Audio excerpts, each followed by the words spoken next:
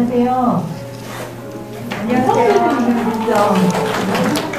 저는 이의숙 원장 전자연입니다. 저희가 설명회를 제가 준비를 하면서 지난 자료들을 쭉 살펴보니까 설명회를 거의 안 했더라고요. 그래서 2017년에 저희가 하고 한 번도 한 적이 없어서 좀 죄송한 마음도 들고 또 앞으로 좀 자주 해야 되겠다 이런 생각이 좀 들었습니다. 저희가 준비하면서 지휘수 이제 걸어오기를 영상으로 잠깐 제작해봤거든요. 그래서 한번 감상해보시고 함께 아이들과 그동안 어떻게 지휘수이 이어져 왔는지 보시면 좋을 것 같습니다.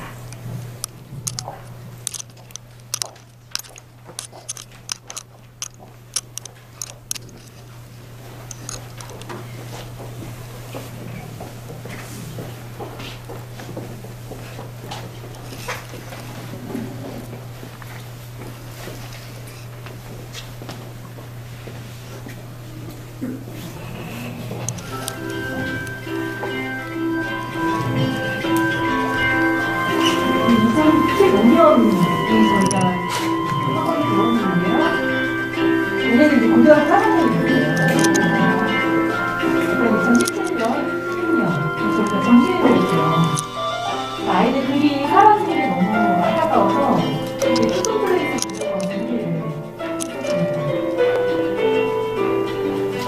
이 아이가 이제 구력 1학년이에요.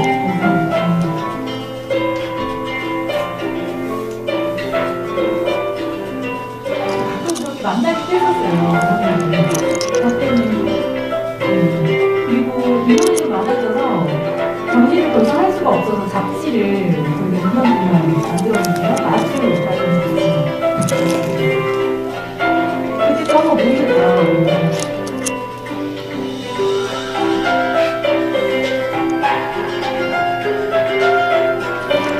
중학교 1학년이거든요.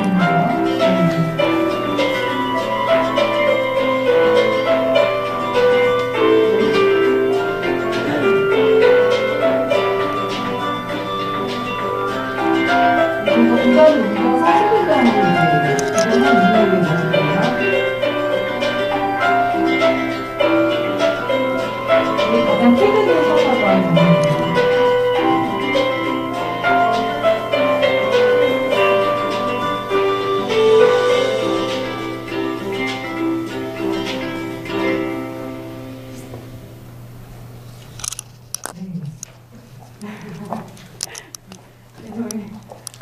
행복해 보이죠?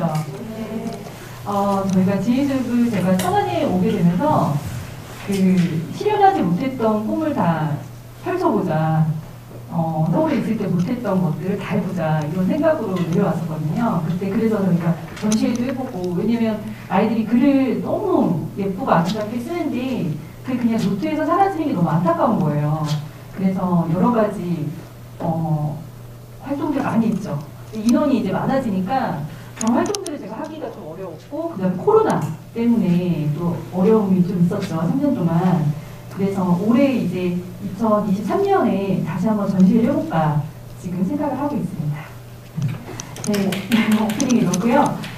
제 강의는 2부에서 진행이 될 거고, 1부는 되게 어렵게 어머님들께 모신 선생님을 소개를 해드릴 텐데요. 잠시만요. 양력을 일단 보여줘야 되는데 양력이 너무 화려해서 네, 저희가 너무 존경하는 글쓰기 이제 논술 강사님이신데요. 지금 압구정 보논술에서 글쓰기 연구소장님, 논술 소장님도 계시고요. 양력이 일단 EBS 논술 강사이셨고, 그리고 고등학교 논술 교과서 집필위원이셨어요. 그래서 논술이나 글쓰기 그리고 책 읽기 이쪽 영역에서는 자타공인 최고의 실력을 가지신 실력파 선생님이십니다. 오늘 수능과 글쓰기, 독서 어떤 상호관계가 있는지 오늘 여러분들께 강의를 해주실 것입니다. 반응 많이 해주시고 박수 쳐주시면 앞으로 모시겠습니다.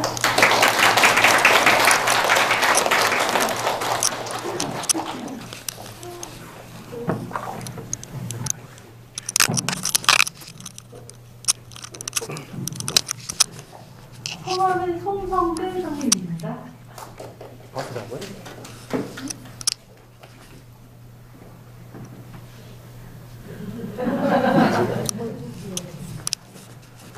반갑습니다. 홍성근입니다. 사진 찍느라고 마스크를 잠깐만 벗으라고 하는데 괜찮을까요? 네, 감사합니다. 그러면 이렇게 하고. 네, 갑자기 저도 이렇게 윗옷을 벗은 것 같은데. 다시 할까요? 괜찮습니다. 반갑습니다. 애들 글을 보면은 좀 두려운 얘기실 텐데, 집에서 아빠가 어떤 모습으로 사시는지, 아빠가 이렇게 소파와 문화일체가 되어서 사시는 모습, 또 우리 엄마는 집에서 얼마나 전화기를 붙들고 사시는지, 이런 거 애들 글 보면은 다 보입니다. 애들은 뭐 솔직하게 써서 그렇다 하기보다, 애들이 사실 아는 사람이 자기 집 가족밖에 없잖아요, 그렇죠? 그러니까 가족에 대해서 글을 쓰게 되는데 무서운 얘기들이 잘 등장하니까 집에서 좀 관리들을 하셔야 됩니다. 이 중에 많이 나오는 것 중에 하나가, 우리 엄마는 잔소리 대마왕이다. 저학년 가보면은 엄마 아빠 그림 그릴 때 엄마 그림을 이렇게 근육을 불룩불룩하게 그려요, 애들이. 왜 이렇게 그렸니? 이렇게 물으면 우리 엄마는 집에서 잔소리를 많이 해요. 그리고 저는 엄마 잔소리에서 벗어나는 게 자유라고 생각해요. 이런 얘기들을 하거든요. 근데 잘 아시다시피 한번 솔직하게 생각을 해보세요. 잔소리 가지고 애가 공부하게 되나요? 잔소리에서 애가 책을 스스로 읽게 되나요? 그렇지 않죠. 그러니까 우리의 목표는 뭐냐면, 잔소리를 하지 않아도 애가 스스로 하는 아이로 키워야만 하지요. 중학교, 고등학교 공부를 잔소리로 할 수 없습니다. 그러면 잔소리가 통하고 엄마 아빠의 압력이 통하는 시기는 몇 학년까지일까요? 첫째가 있으신 분들은 잘 아실 텐데. 요즘 그렇게 낮아졌나요? 연령대가. 제가 알기로는 그래도 내가 4학년 때까지는 좀 통했는데, 왜냐면 5학년부터는 애들이 발육 상태가 좋아서 도망을 가면 엄마 아빠가 못 잡아요. 그러니까 한 3학, 퉁쳐서 한 3학년까지는 매도 통하고, 사실 뭐 집에서 이렇게 안 때린다는 건 다 거짓말이잖아요. 한 번씩 때리는데, 그러니까 한 3학년까지는 이제 통한다. 그럼 그 다음부터는 애가, 우리 때릴 수도 없고 통제 수단이 있습니까? 없습니까? 없습니다. 그럼 여기서 아이의 마음과 엄마 아빠의 마음을 우리가 잠깐 알아봐야 될 것 같아요. 아이의 마음은 일단 논외로 해볼게요. 엄마 아빠는 왜 그렇게 잔소리를 하고 아이를 닥달하죠? 네, 잘 되라고. 그럼 잘 된다는 건 현실적으로 잘 되는 걸 의미하는 거지요. 잘 되는 게 그냥 행복하기만 바란다, 녀석아. 이런 거 아니죠. 잘 된다고 하는 건 좀 솔직하게 얘기해도 됩니다. 여기는 더 세게 얘기하면 학원에서 주최하는 설명회입니다. 그러니까 좀 솔직하게 우리 얘기해보면, 잘 된다는 건 무엇을 의미하지요? 좋은 대학 가는 겁니다. 그렇죠? 그러면 좋은 대학을 가기 위해서 우리 잘 알다시피 우리나라에서는 교육에 엄청 몰입을 하지요. 외국에 나가면 이렇게 살까? 그런 생각도 자주 하시죠. 물론 그런 외국이 많이 있습니다. 근데 얼마 전에 어머님들 아시는 마이클 샌델, 예전에 우리나라에서 유행했던 책 정의란 무엇인가 아시죠? 이런데 그냥 아는 체 하시면 됩니다. 그 책. 하버드대학교 정치학과 교수, 그분이 또 다른 책을 최근에 냈습니다. 공정하다는 착각. 제목에서 벌써 뭐가 딱 느껴지죠? 첫 서두에서 미국 사회를 발칵 뒤집어 놓은 교육 일종의 스캔들입니다. 입시 스캔들을 소개해주고 있습니다. 그러면서 자기가 공정에 대해서 얘기를 할 수밖에 없었다, 이런 얘기하는데, 그게 뭐냐면 미국의 연예인들, 정치인들, 이런 사람들이 미국은 아시다시피 거의 다 수시로 대학을 가죠. 물론 이제 좋은 대학은 학교의 활동이라든지 SAT 점수가 다 필요합니다. 우리나라 상위권 대학들이 수능하고 수시 활동들 반영하는 거하고 다 비슷해요. 수능 최저 기준이 있죠, 상위권 대학들은. 그것처럼 미국도 사실은 마찬가지인데 성적 조작을 했습니다. 난리가 났었어요. 결론적으로 이 사람이 하는 얘기가 뭐냐면 지금 전 세계 어디에서나 4년제 대학교를 두고 경쟁이 벌어지는 양상이 너무나 확연하고 급속도로 확산되고 있다는 거예요. 그건 시간이 지나면 지날수록 교육 격차가 노동시장에서 임금 격차로 벌어지고 있다는 거예요. 사실은 우리가 좀 진지하게 고려해봐야 되는 게 어머님들이, 아버님들이 아이들에게 잔소리를 하는 이유는 현실에서 제가 좀 세게 얘기하면 계급투쟁이죠. 무슨 말이냐면 우리 아이가 좀 더 잘 살기를 바라는 거죠. 요 시기 한 10년 동안만 아이가 마시멜로를 잘 참으면 그러면 나머지 인생이 편해질 수 있는 가능성이 있죠. 엄마의 잔소리는 계급의 상승 욕구가 반영이 되어 있는 거죠. 제가 지금 뻥튀기 하는 거 아니죠. 그거 맞습니다. 어느 대학을 가느냐에 따라서 취직이 결정되죠. 사실은 어쩌면 우리 아이들이 꿈을 펼치기 위한 교육을 받고 있다기보다 노동시장으로의 진입, 취업시험 준비를 하는지도 몰라요. 제가 너무 심한 말을 했나요? 현실적으로 그렇다는 얘기입니다. 그리고 이러한 경쟁을 전 세계 어디에서나 가도 피할 수가 없다는 거예요. 물론 있는 방법이 있습니다. 예를 들어 독일 같은 경우도 저도 TV 프로그램이나 다큐멘터리 같은 거 보고 또 유학 다녀온 사람들 얘기 듣고 알았는데 초등학교 3학년 때 이미 결정이 난대요. 진학이. 그러니까 겉으로 봤을 때는 이 사회가 경쟁이 없어 보이는 거예요. 3학년 때 이미 다 결정이 나니까. 미국 사회 같은 경우도 자유롭게 사니까 경쟁이 없어 보이지만 실제로는 상위권 대학의 경쟁은 엄청 빡세다고 합니다. 그리고 걔네들은 미국 사회 같은 경우는 부모님의 경제력을 따르기 때문에 거기도 이미 결정되어 있는 거예요. 미국의 아메리칸 드림이라고 하는 거는 이미 20년 전에 끝났다는 게 분석가들 통계 수치로 다 나와 있는데요. 밖에서 보니까 그 나라가 평화로워 보이지 실제 가보면 경쟁이 치열합니다. 그렇게 보자면 제 말을 오해하시면 안 됩니다. 그렇게 보자면 우리나라의 사교육비 이렇게 얘기하는데 좀 다른 나라에 비하면 싸게 치는 겁니다. 왜냐하면 내 집안 위로 3대가 잘 살아야지만 대학은 좋은 대학을 갈 수 있는 유럽하고 상황이 다르죠. 아이가 날 때부터 타고나야 되는 거하고 상황이 다르죠. 제가 좀 과장해서 얘기하는 부분도 물론 있을 겁니다. 제가 좀 속 시원하게 이제 말씀을 어머님께 드리고 싶은 얘기가 그겁니다. 아니, 대학 요즘에 뭐 마음만 먹으면 다 갈 수 있는 거 아닌가? 그쵸? 경쟁률이 낮아지고 있다. 심지어 대학들이 문을 닫고 그러잖아요. 대학 정원이 이미 넘어섰잖아요.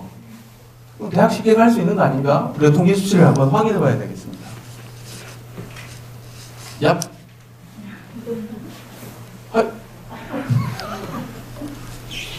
야. 네, 마법을 걸어도 얘가 반응을 안 하네요. 예, 화살표를 눌러주겠습니다. 오른쪽. 야. 예. 대학 입학 정원을 보시면 50만 명. 지금 한 해에 태어난 아이들 40만 명. 우리나라 0.81명이죠. 세계 출산율이 제일 낮고. 지금 인구가 유지가 되려면 2명이 결혼해서 2명의 자녀를 낳아야지만 다음 세대 인구가 유지되죠. 근데 1명을 덜 낳고 있습니다. 그러니까 50만 명이면 지금 우리가 남는다는 얘기죠. 대학 쉽게 갈 수 있구나. 야. 네. 전체 수험생 수가 40만 명이니까 그렇죠? 네. 근데 잘 보십시오. 상위권 대학 15개 대학을 보시면 벌써 경쟁률이 확 올라가죠. 상위권 대학은 어느 거냐? 국공립, 지방의 국공립대하고 경찰대, 특수대 좀 뺄게요. 그럼 상위권부터 한번 내려가 볼게요. 서울대, 그러니까 스카이 빼고 서성, 한, 이, 중경, 외시, 건동, 홍수까지 하면 상위권 15대입니다. 15개. 그러니까 우리 아이가 통계적으로 봤을 때 10명 중에 1등 해야 된다는 얘기죠. 50만 명 중에니까. 그럼 더 가볼게요. 스카이 경쟁률로 한번 가보겠습니다. 예. 신입생 숫자입니다. 전체 1, 2, 3, 4학년 재학생 숫자가 아니라 스카이 신입생 숫자 합치면 한 10,000명 정도 된다는 겁니다. 이게 얼마나 빡센 경쟁인지 알겠죠. 그럼 이제 뭘 어떻게 해야 되느냐, 그 부분이 속이 타는 거예요. 우리 아이는 날 때부터 이렇게 결정돼 있냐, 그건 저한테 물으시면 안 돼요. 그럼 어떻게 해야 되느냐, 아이를 어떻게 하면, 이건 사실 답이 정해져 있어요. 핵심은 이거예요. 잔소리로 할 수 있느냐 봐요. 요 10,000명 안에 우리 아이가 들어갈 수 있느냐, 이거 불가능하죠. 조기에 들어가려면 아이가 스스로 해야 돼요.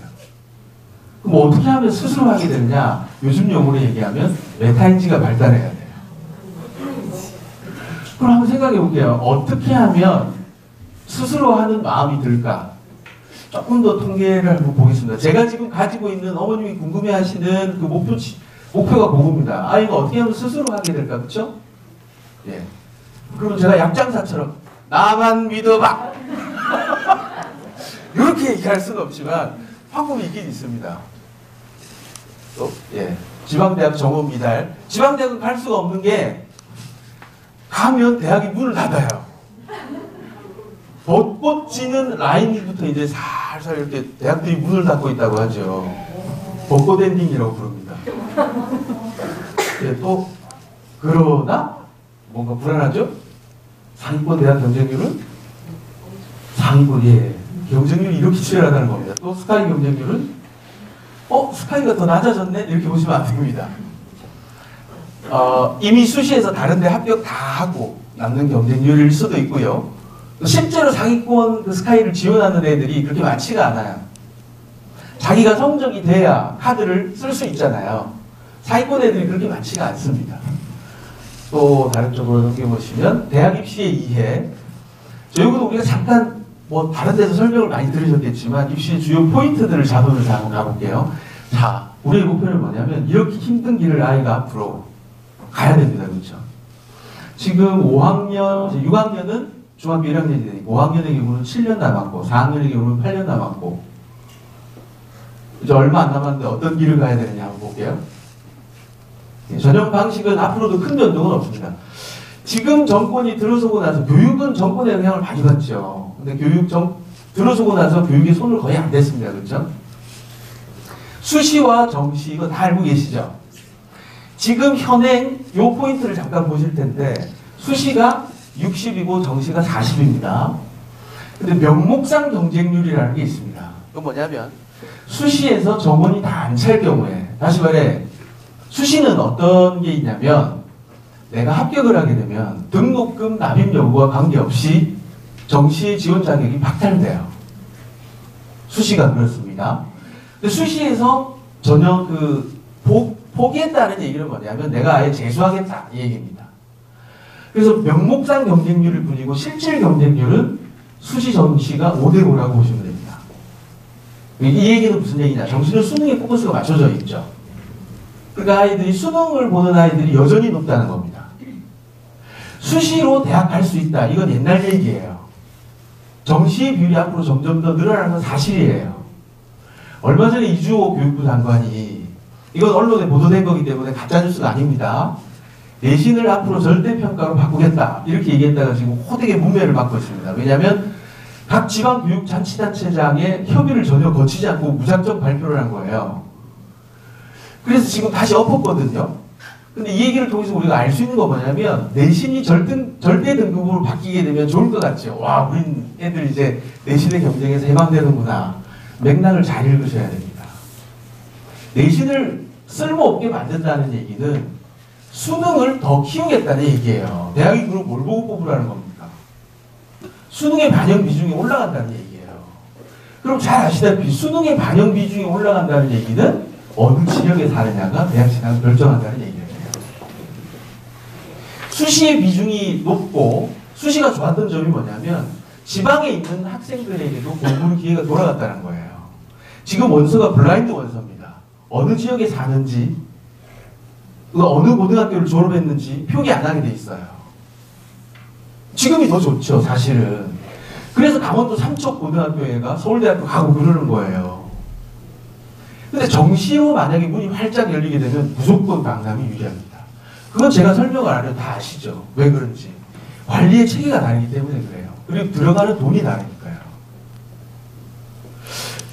자, 그런데 이제 앞으로 이쪽으로 강화가 되겠구나라는 흐름은 조금 잡을 수가 있다는 거예요. 그렇지만 여기서 또 오해하면 안 되는 게 어머님들 우리나라 입시 역사에서요. 수능이 등장한 94년도에 수능이 등장했는데 그 앞에 입시는 학력고사라고 있습니다. 모든 한국 전쟁 이후에 모든 입시를 통틀어서 학력고사와 수능의 비중이 낮았던 적은 단 한 해도 없습니다. 제가 드리고 싶은 말씀은 아무리 입시 제도가 바뀌더라도 수능은 여전히 중요하다는 거예요. 아무리 혼란스럽더라도 아이가 수능을 잘 해내야 되는 건 사실이에요. 그런데 수능을 잔소리로 해낼 수 있냐는 거예요. 수능을 학원 좋은 데 보내가지고 과연 아이가 1등급 받을 수 있냐는 거예요. 스스로 깨달아가지고 해내는 아이보다 더 잘할 수 있습니까? 예, 여기서 독서의 힘이 나오는 거예요. 이제 결론으로 제가 서서히 가고 있죠. 아직 끝낼 때는 아니지만 논리의 목표를 미리 말해드리는 겁니다. 또 이제 내신이 이렇게 있고요. 그 다음에 수능이 있고 그 다음에 고교 학점제가 이제 등장을 했죠. 그래서 우리 어머님들이 걱정이 고교 학점제가 도대체 뭐냐 이렇게 생각할 텐데 우리 대학 다닐 때 생각해 보시면 아주 간단합니다. 대학 처음에 딱 들어가면 이제 신입생 말고요. 수업 딱 들어가면 실러부스라고 나눠주죠. 그럼 읽어야 될 책하고 레포트 과제들이 쭉 나오죠. 혹시 아이들 중에 영재원 다니고 있는 아이들은 어떤 방식인지 잘 알 겁니다. 그러니까 나라에서 운영하는 영재원 가보면 자기가 쓰고 싶을 때 독서감상문을 제출하게 돼 있어요. 그거 제출하면 가산점 주어져요. 그리고 결석하거나 중간에 테스트 형식으로 뭘 많이 봐요.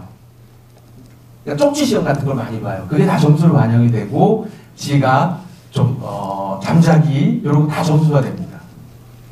그게 고교 학점제하고 거의 유사하다고 보시면 돼요. 그러니까 과정평가가 들어가는지 이제 모르는 겁니다. 그러면 이제 애들이 이걸 어떻게 다 해내느냐의 얘기예요. 다시 또 넘겨볼게요. 예, 이제 우리 독서 얘기로 잠깐 갔다가 국어학습의 어려움. 이 얘기 아직 가기 전에요. 이거 이제 엄마 아빠의 잔소리로는 애가 늘 듣는 얘기가 부모님의 논리는 그거죠. 네가 나중에 이렇게 해서 좋은 대학 가겠냐? 그럼 애들은 뭐라고 얘기해요? 안 가면 되지. 대학을 안 가면 네가 뭐해서 먹고 살래? 그럼 유튜버도 있고 애들 대하는 이제 그렇죠. 애들 대하는 게이머도 있고 엄마가 몰라서 그런지 게이머 연봉이 얼마나 센데 레파토리가 늘 반복되죠. 그럼 애가 복잡한 얘기하면 모르겠다 네가 알아서 해라. 이렇게 합니다. 그러면 우리가 제일 바라는 아이의 모델은 무엇이죠? 애가 스스로 자신의 꿈을 발견하고 자신의 길을 찾고 확신을 가지고 오랫동안 준비하면서 미래를 개척해가는 아이를 우리가 원하고 있습니다. 어떻게 할까요? 저기 제가 이제 말씀을 한번 드려볼게요. 이게 마치 뭐와 같으냐면 사랑을 이루기 위해서 우리가 어떻게 해야 되느냐와 똑같아요. 자, 남자 입장에서 얘기해 볼게요. 구애는 남자가 하잖아요. 사랑을 이루기 위해서 현실적으로 좋은 대학 나와야죠. 아니, 무조건 그렇다는 거 아닙니다. 통계적으로 그렇다는 것이고요. 돈이라도 벌어야 되죠. 집이라도 있어야 되고. 근데 그것만 가지고 되나요? 된다고 생각하시는 분들, 물론 이제 지금에 와서 보니까 그것만 있었으면 되는데 그게 다였는데 내가 그만 마음만 있으면 되는 줄 알았는데, 그쵸? 근데 생각해보니까 우리 지금 와서 그거는 이제 좀 험하게 얘기하는 것이고 사실은 상대방의 마음을 얻는 일이 되게 중요하죠. 그럼 뭘 해야 되나요? 상대방의 마음을 얻는 것, 이런 거. 뭔가 그 사람에게 전달을 해줘야 되잖아요. 선물도 해야 되고. 그런데 혹시 뭐라고 해야 되나? 그에게서 연애할 때 편지를 받아 보신 분 있나요? 네, 손 안 들어도 됩니다. 네. 다 받아보셨죠? 편지를 받으면 아무리 좋은 선물을 받았을 때하고 좀 다르죠? 그죠? 예, 확실히 그거와 비슷합니다. 제가 무슨 말씀을 드리는 거냐면, 좋은 대학에 가겠다라고, 좋은 대학에 간다. 이 마음을 먹고 아이가 스스로 동기부여를 하는 과정은 거의 사랑의 마음을 상대방에게서 얻는 과정과 비슷하다는 거예요. 자기의 진심을 담아서 공부를 해야 돼요. 진짜로 정성을 다해서 해야 돼요. 스스로 깨달아야 돼요. 야, 그 사람이 내한테 맞아. 딱이야. 너 걔하고 결혼하면 팔 잡혀. 이게 다 소용없고요. 자기 스스로 깨달아야 돼요. 엄마가, 아빠가, 야, 네가 이렇게만 하면 너 성공이야. 너 이렇게만 살면 돼. 시간표 아무리 짜줘도 애가 스스로 깨닫지 않으면 안 된다는 거예요. 그래서 우리가 답답한 게 이제 뭐냐면, 우리가 아무리 말해줘도 소용없고 아이가 스스로 알아야 되는데, 그 제일 좋은 방법이 뭐냐를 생각해 보면 뭐겠어요? 애가 EBS 명강사 특강을 듣나요? 그런 거 안 듣잖아요. 독서죠, 사실은. 답은 정해져 있어요. 근데 여기서 우리가 이제 어긋나는 지점이 그거예요. 어머님들이 오해하시는 게 독서를 되게 쉽게 알아요. 예를 들어 볼까요? 지금 당장 어머님께 종이 나눠주시고 취미 적어보세요. 그럼 절반은 독서예요. 독서를 되게 쉽게 알아요. 안 그렇습니다. 독서는 매우 어려운 인간의 활동의 하나예요. 한번 해볼까요? 1시간 동안 독서한다. 그러면 해보세요. 독서를 운동하면서 할 수 있나요? 이렇게? 못합니다. 러닝머신 뛰면서 독서를 할 수 있나요? 못합니다. 윌라 듣기 정확성이 떨어집니다. 독서는 하는 시간 내도록 물리적 시간 소요가 그대로 이루어집니다. 그리고 못 움직이기 때문에 혈액순환 장애가 와요. 애들이 제일 힘들어하는 게 뭐예요? 가만히 앉아있으라 제일 힘들어합니다. 그럼 아이들이 가장 힘든 활동은 뭘까요? 예, 거기서 논리적 충돌이 일어난다는 거예요. 그럼 얘가 어떻게 책을 읽게 만들 거냐는 문제가 되겠죠. 국어학습의 어려움은 요즘에 유행하는 문해력 이런 용어들이 등장할 텐데, 선생님 마법의 손? 네. 문제집을 풀어도 점수가 그대로예요. 이게 모든 어머님들의 공통점일 거예요. 국어 시험의 특징은 이상하게 그렇죠. 공부를 안 해도 점수가 그대로고, 공부를 빡세게 해도 점수가 그대로고, 심지어 안 했는데 점수 더 오르고. 미치겠어요, 그렇죠? 어떻게 해야 될지 모르겠어요. 또요? 예, 원인이 이렇습니다. 긴 글 읽기, 우리가 호흡이 부족하다고 얘기를 해요. 또요? 지속적인 국어 공부가 지겹고 힘들어요. 독서의 경험이 부족하다. 제가 지금 국어에서 왜 독서를 얘기하냐면, 수능 문제지를 구경들 다 해보셨죠? 요즘 거 최신 거 한번 보십시오. 국어 1교시 과목만 쫙 드래그 해가지고 선택지까지 다 합쳐서 10포인트로 한글에다가 복붙 해보시면, 그리고 스페이스 공간 다 없애면 25점 나옵니다. 제가 뻥이 센 게 아닙니다. 실제로 그렇고요. 80분 동안 A4용지 25쪽 분량의 글을 읽고 45개 문항을 풀어야 돼요. 거기서 한두 개 틀려야 사실 만점 받으면 제일 좋고요. 한두 개 정도 틀리는 거, 뭐 난이도에 따라 다르겠지만 2개, 평균 2개, 요게 1등급의 조건이에요. 그걸 우리 아이가 7, 8년 뒤에 해내야 됩니다. 긴 글 읽기가 얼마나 중요한지 알겠죠? 그걸 잔소리한다고 애들이 되겠어요? 안 되죠? 스스로 해야만 하는 거죠? 예, 또요? 아, 예. 국어는 좋아하는데 문제를 이해할 수 없어요. 이상하게 우리 지혜 있을 때 입학 동기를 이렇게 물으면 수학을 못해서요. 네? 아니, 여기 저기 논술학원 이거 보고 오셨나요? 네, 수학을 못해서. 그런 어머니들 꽤 계세요. 심지어 어떤 어머님들 수학학원에서 여기 가라고 했어요. 왜냐면 애들이 계산식은 잘 세고 잘 푸는데 문제가 조금만 길어지면 이해를 못해요. 그리고 제가 보기엔 수학 선생님들이 출제하는데 좀 문제가 있는 것 같아요. 제가 보기에도 말이 안 돼요. 그리고 그걸 억지로 한 문장으로 써놨어요. 그러니까 애들이 이해가 당연히 안 되는 거죠. 이게 웃을 일이 아니라 진짜로 그렇습니다, 애들이. 여기서 이제 우리가 문해력 얘기를 할 수밖에 없는데, 수능형 공부가 부족하다. 그러니까 문제를 풀어봐야 된다는 거예요. 무조건 책만 읽어도 안 되고. 또요, 선택지가 헷갈려요. 요게 이제 문해력. 사실 요즘에 문해력이라는 말이 왜 이렇게 유행하는지 참. 문해력이 더 중요할까요? 아니, 문해력이 어려울까요? 독해력이 어려울까요? 독해가 훨씬 어려운 겁니다. 문해력은 말 그대로 문장 이해력이에요. 문장을 아주 간단하게 얘기하면요, 모든 문장은 주부와 술부로 나뉘어져요. 어머니 어려운 거 아닙니다. 앞부분 뒷부분이에요. 볼까요? 날씨가 좋으니 기분도 좋다. 주부 술부예요. 내가 설명하고자 하는 대상은 기분이에요. 조건이죠. 날씨가 좋으니 기분도 좋다. 모든 선택지는 두 부분으로 되어 있어요. 명제형 진술이에요. 왜? 참과 거짓을 구분할 수 있어야 되기 때문에 P이면 Q이다의 형식으로 되어 있어요. 그럼 애들 문해력이 떨어진다는 말은 뭐냐면 사실 간단해요. 문장을 두 부분으로 나누기만 하면 돼요. 문장이 좀 길어지면 세 부분, 네 부분. 근데 문장이 나눠진 게 아니에요. 왜냐? 앞부분, 뒷부분에 아는 절이라고 해서 그게 들어가 있는 거예요. 영어로 얘기하면 that 절, 종속절 이런 게 들어가 있는 거예요. 그래서 길어 보이는 거지 실제로는 모든 문장은 기본적으로 두 부분이에요. 그러니까 이런 거는 애들이 책을 많이 읽어본 애들은 금방 알아요. 그거는 또 책 어떻게 읽힐지 여러분 시간이 많이 갔는데 원장님 괜찮죠?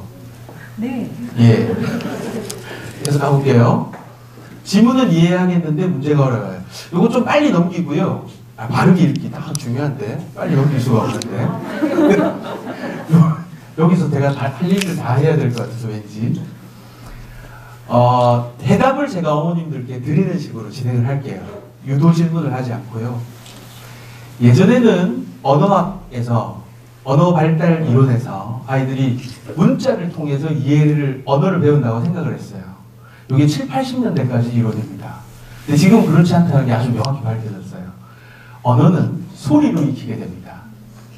이게 무슨 말이냐? 우리가 노래를 배우는 것과 문장을 이해하는 것이 똑같습니다. 그렇기 때문에 아이들이 문자를 몰라도 문장을 말할 수 있는 거예요. 문장을 배울 때 굉장히 중요한 거, 바르게 읽기에 위해서 아주 중요한 것, 우리 아이가 바르게 읽기를 못한다. 소리내어 읽기를 시키십시오. 너무나 중요합니다. 거꾸로 얘기하면 소리내어 읽기를 자연스럽게 못한다. 그게 문해력이 떨어지는 이유예요. 왜? 머릿속에 소리를 저장하는 그 회로가 잘못되어 있는 거예요. 잘못되어 있다면 또 겁먹으실라. 그 회로가 약간 엉켜 있는 거예요. 그거 바로잡아 주려면 소리내어 읽기를 시켜야 됩니다. 우리 학원에서 선생님들이 수업을 하면서 소리내어 읽기를 애들한테 중간중간에 시키는 이유가 그런 거예요. 노래를 자꾸 듣게 되면 그 노래를 암기하게 되죠. 그 가수가 숨 쉬는 부분까지 그만해 이거 다 우리 외우게 되잖아요. 그거하고 똑같아요. 소리내어 읽기 또요. 예.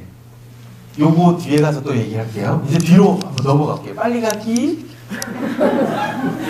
네. 이제 독해가 훨씬 어렵다고 얘기하는 이유가 이거예요.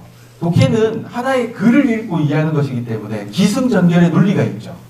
논리라는 건 어려운 말이 아닙니다. 순서예요. 아까 날씨 얘기를 계속 가볼게요. 날씨가 좋다. 그러나 뭐가 나와야 될까요? 내 기분은 슬프다. 이건 A, B 유형으로 간 거죠. 논리라는 건 이런 순서입니다. 그 다음에 어휘력, 당연한 거죠. 어휘력은 우리가 단어를 달달달 외운다고 해결되는 게 아니에요. 문맥 속에서 봐야지만 그 어휘가 내 것이 됩니다. 책 많이 읽은 애들이 압도적으로 어휘력이 높은 이유가 그거예요. 문맥 속에서 만나야 돼요. 기억력, 독해력은 제가 단호하게 말할게요. 독해력은 기억력이에요. 독해력이 좋은 아이들은 기억력이 좋은 아이들이에요. 독해력이라는 말은 존재하지 않아요. 오로지 우리 뇌에 존재하는 것은 기억력일 뿐이에요. 그럼 한번 말씀해 보실까요? 독해력을 키우려면 어떻게 해야 돼요? 기억력을 높이는 것 말고는 다른 방법이 없어요.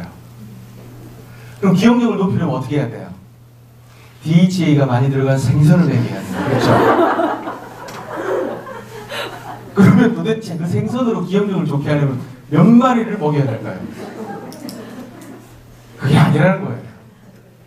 또 기억력을 좋게 하려면 이건 너무나 당연한 거예요. 뭘 해야 된다고요? 그 많은 정보들을 내가 기억을 하려면 둘 중에 하나는 해야 돼요. 듣기를 많이 하거나 읽기를 많이 해야 돼요. 왜? 그것 말고 우리가 뇌 속에 정보를 입력하는 방법이 또 있나요? 눈이 안 보이는 사람은 손가락의 피부, 촉감으로 정보를 익혀야 되죠. 그러면 우리는 어떻게 정보를 익혀야 되나요? 눈으로 보거나 귀로 들어야 돼요. 기억력을 높이는 방법은 그거 말고는 없습니다. 책을 읽거나 책을 들어야 돼요. 여러분들 읽어보셔서 아시겠지만 아이에게 책 읽어주는 게 얼마나 힘듭니까? 스스로 읽게 하는 것 말고는 방법이 없어요. 이해력 이거는 뭐 이것이 다 합쳐져 가지고 되는 거예요. 그 다음에 우리가 간단한 실험을 한번 해볼게요. 그리고 기억력을 잘하게 하는 기억을 잘하게 하는 방법이 정말 있을까? 있습니다. 한번 볼게요. 자, 기억력과 논리력 연관 단어들이 무작위로 10개가 나올 겁니다. 주세요. 뭘 해야 될지 아시겠죠? 단어들을 쭉 보시는 겁니다. 시키지 않습니다, 어머니. 긴장하지 마시고요.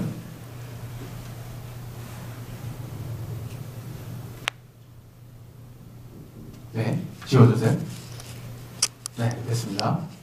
사실 한 30초가 지나야 되는데 그럼 제가 잠깐 노래라도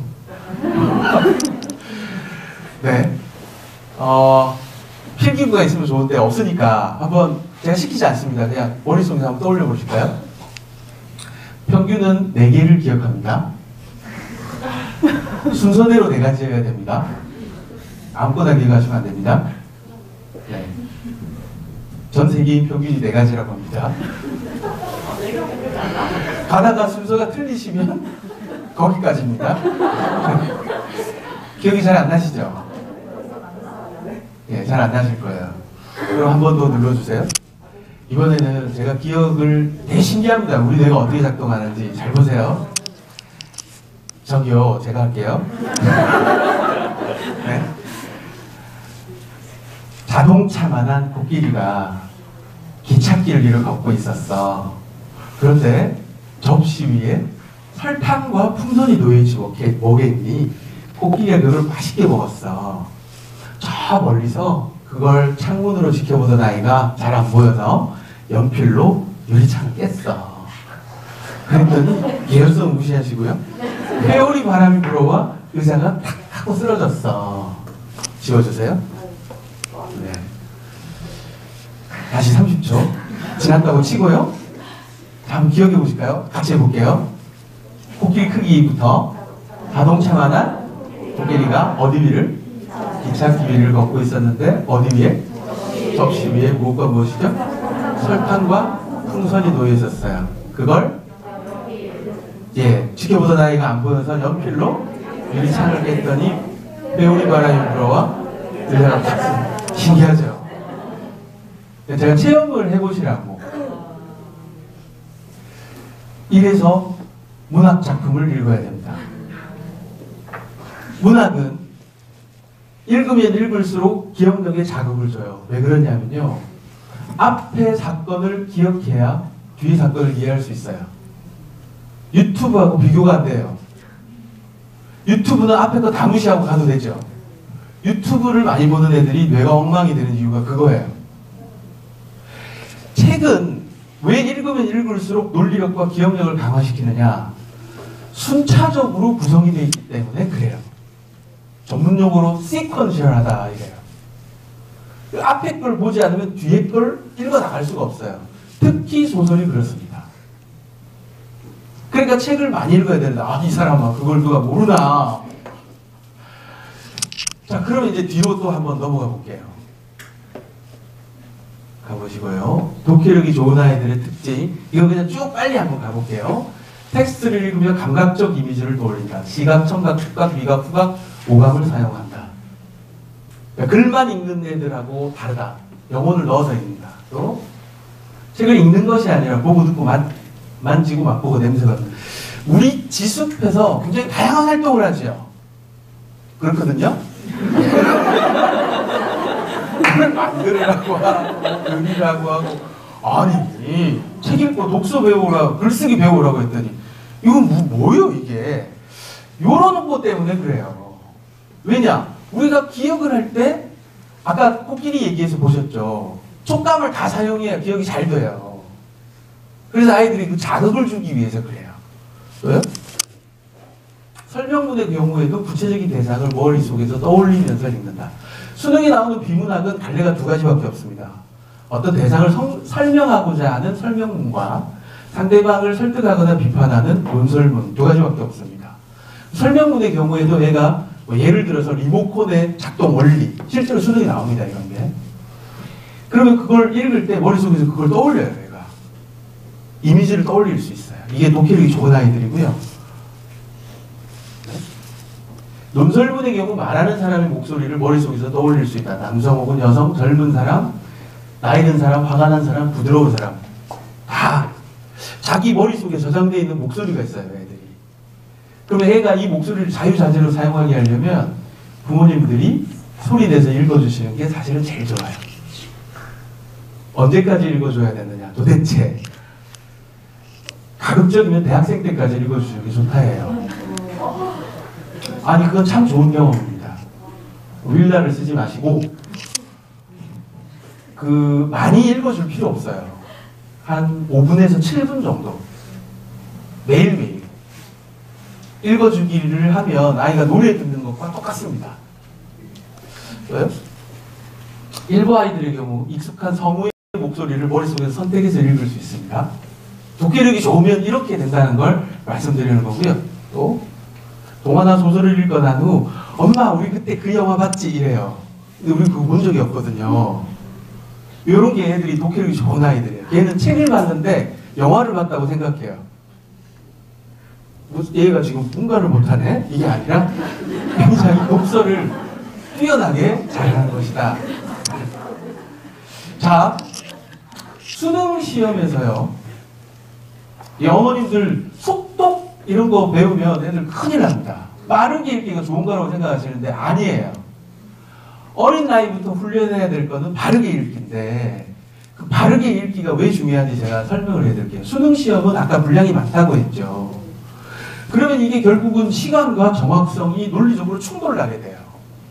빨리 읽으면 다 틀려요. 근데 맞게 풀려고 하면 시간이 많이 걸리죠. 논리적으로 충돌이 나죠. 자, 이 논리적 충돌을 해결해 주는 거 첫 번째 기억력입니다. 맞죠? 지문을 내가 읽고 나서 다른 애들보다 많은 걸 기억하고 있으면 문제를 풀어갈 때 그 지문의 위치를 찾아가면서 보겠죠. 정확성이 올라가죠. 두 번째 배경 지식입니다. 그래서 우리 필독서에 보면은 혹은 지혜수 교재 이런 걸 보면은 그 배경 지식에 관련된 내용들이 묻어 들어가 있어요. 아이들에게 뭐 대놓고 설명할 수 없으니까. 네. 갑자기 글쓰기 얘기가 나왔는데 그럼 애들 독서를 이제 어떻게 시킬 거냐 이 부분에 대한 고민을 정리를 하고 가볼게요. 사람이 가장 싫어하는 활동이 뭘까요? 혼자 하는 겁니다. 아까 독서가 굉장히 힘든 활동이라고 했죠. 독후 활동은 꼭 필요하거든요. 근데 어머님께서 하시면 이게 자존심 문제가 돼요. 책 다 읽었지? 그래서 그 주인공은 어떻게 됐어? 이러면 애들 그래서 어머님들 집에서 절대로 하시면 안 되는 게 아이들과는 신뢰관계가 계속 유지가 돼야 되잖아요. 독서 후에 확인 질문 집에서는 절대로 하지 마십시오.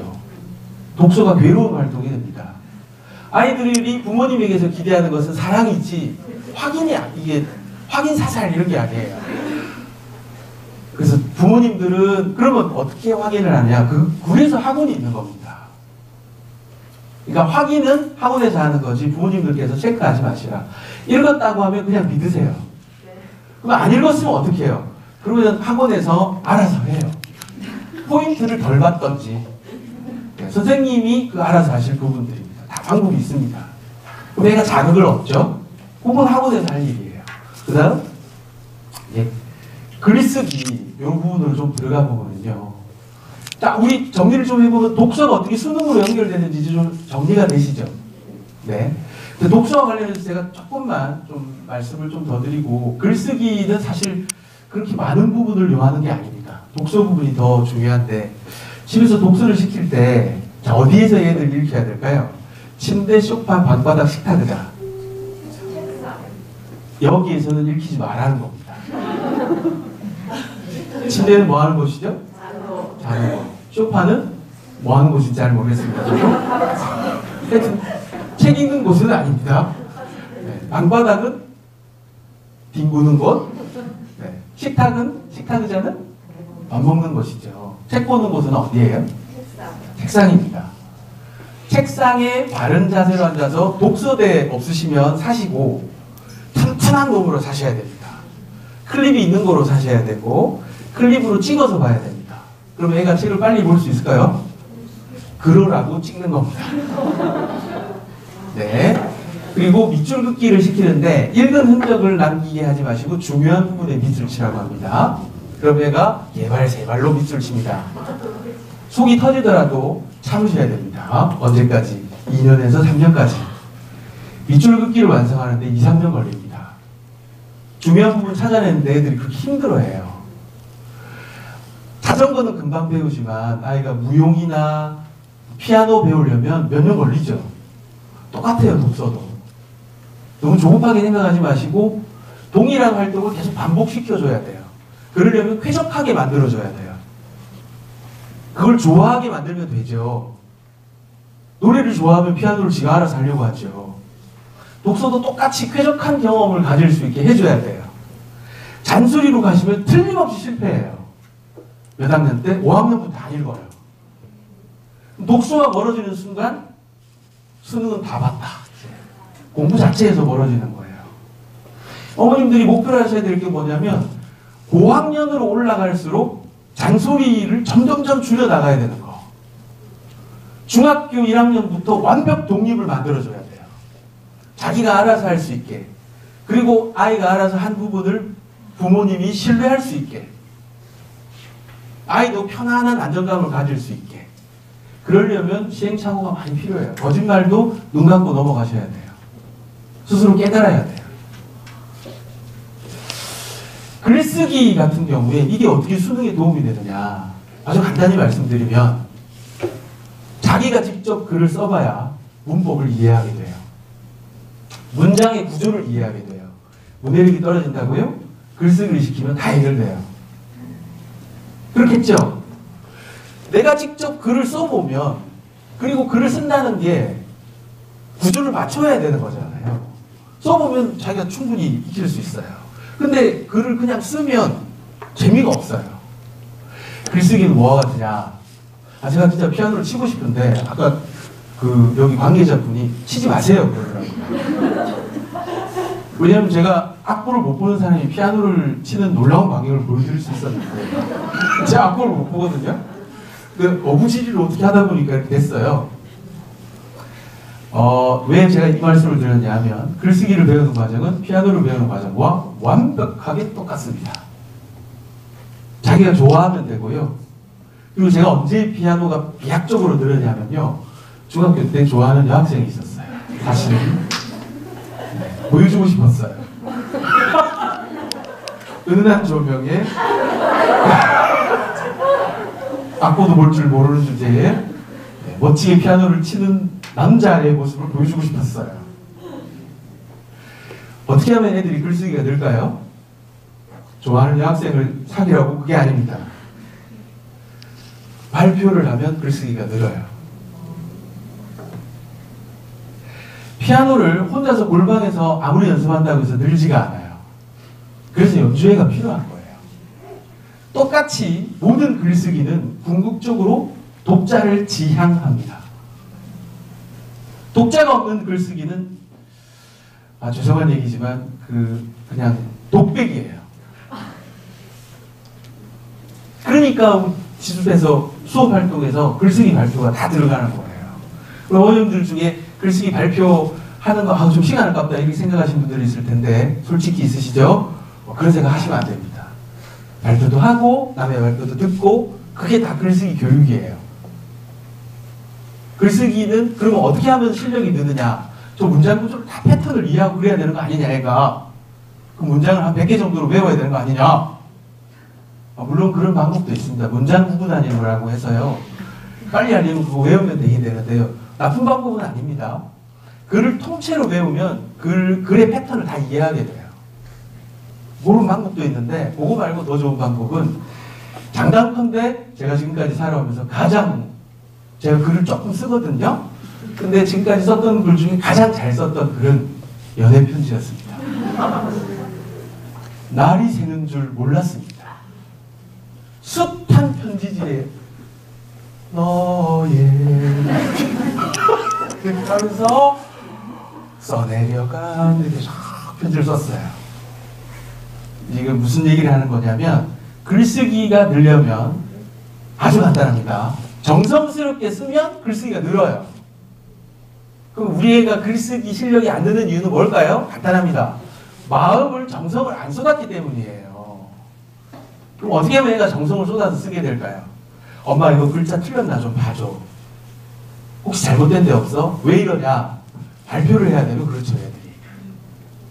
그래서 학원에서 글쓰기 자기가 써온 글을 발표하는 경험이 매우 중요해요.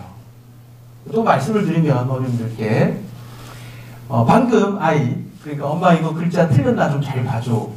요런 아이는 부모님과 신뢰관계를 많이 쌓은 아이들이에요.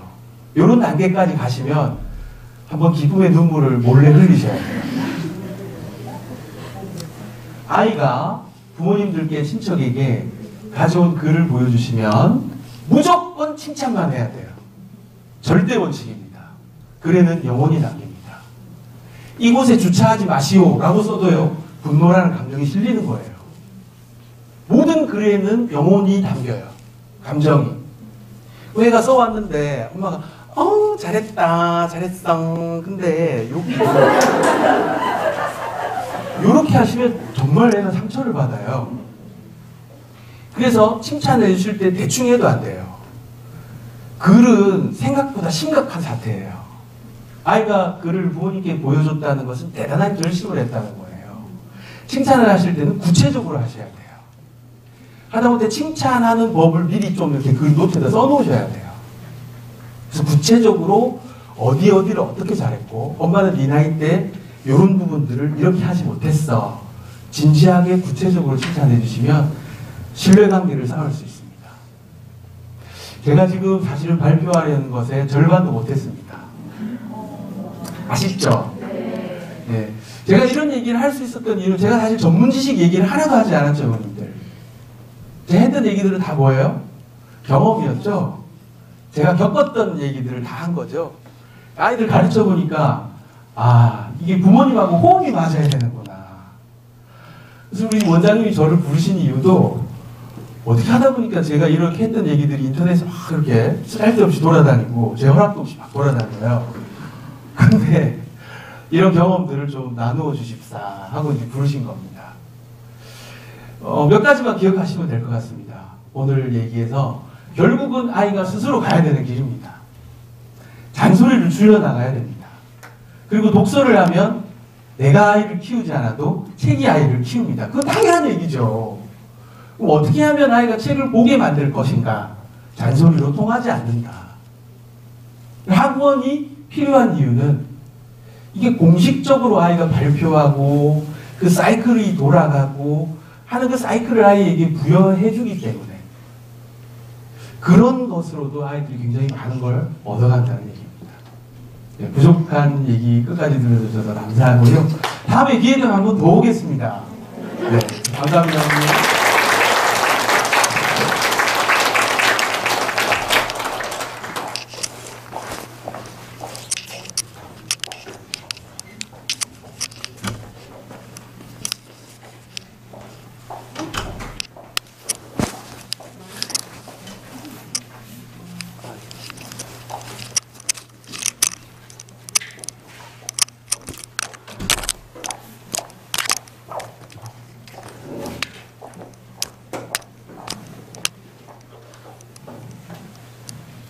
재밌죠, 어머니? 네. 계속 듣고 싶었는데 제가 강의를 안 하고 그냥 선생님 강의 계속 들어도 좋을 것 같은데 네. 선생님 강의도 들어주실 거죠? 지금 1시간 지났거든요. 집중력이 너무 떨어지시지 않으세요? 저희 애들은 뭐 1시간 40분씩 수업을 하지만 어머니 오랜만에 이렇게 강의를 드라마도 아니고 들으셔야 되는데 일단 저희 수업이 어떻게 되는지 지혜수 도대체 어떻게 수업이 이루어지는지 그게 궁금해서 오신 분들이 반이라서 수업 설명을 안 해드릴 수가 없어요. 그래서 수업 설명을 좀 해드리고 이어서 아마 그 맥락이 비슷한 맥락에서 저희가 조금 더 구체화 될 것 같아요. 예, 그러면은 네, 제가 오늘 셜록 홈즈처럼 준비를 했는데 네, 재밌죠? 이게 약간 색깔이 더 어두운데 네, 잠깐만요. 저 컴퓨터를 사용할 수 있을 것 같아요. 네. 멋있죠? 업체 맡겼어요. 내용은 제가 네, GHP 일단 수업 설명하기 전에 먼저 책 한 권 소개해드리려고 갖고 왔는데 생각하지 않는 사람들이에요. 이제 저희 아이들이 요즘에 문해력이 왜 이렇게 많이 떨어지는가. 그 어머님들이 그래서 문해력이 떨어지니까 원인이 뭘까? 책을 안 읽는다. 그럼 책을 안 읽는 원인은 무엇인가? 근데 저희 때는 문해력 떨어진다는 얘기를 많이 하진 않았잖아요. 근데 요즘에는 너무 심각하다. 학교에서 사회 시간에 수업을 중학교 1학년들 하면 낱말을 모르는 수준이 반 이상이에요. 그러니까 이 문해력의 원인, 떨어지는 원인 도대체 뭘까?